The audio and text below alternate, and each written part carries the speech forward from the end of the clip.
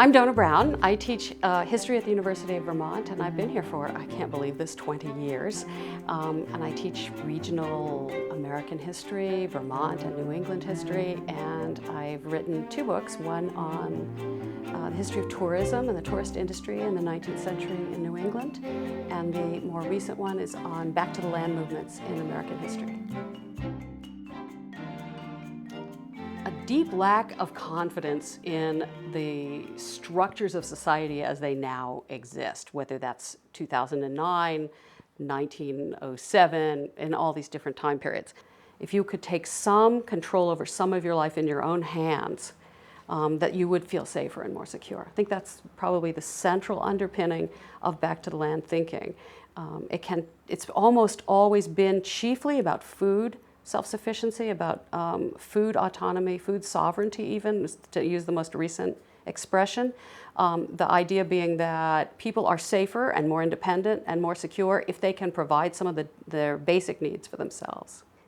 The story of how Vermont became important to the Back to the Land movement, I think, is fascinating because in the first wave of Back to the Land enthusiasm around 1900, there was virtually no regionalist component to it.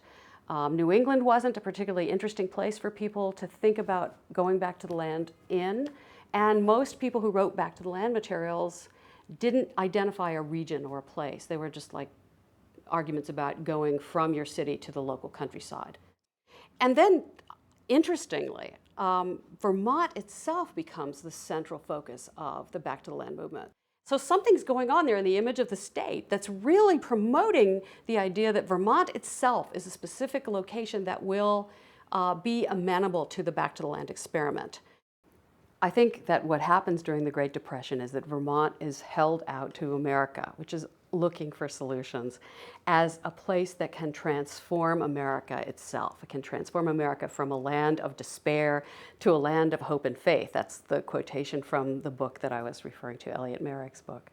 So somehow what was going on in Vermont, the small scale of the towns, the remaining traditions of self-sufficiency on the farms, the fact that farmers were still able to feed themselves and that they weren't in debt, those were some of the things that went into it. But the basic fact is that for some reason, Vermont seemed to have the answer to the questions that the Depression was raising for the country.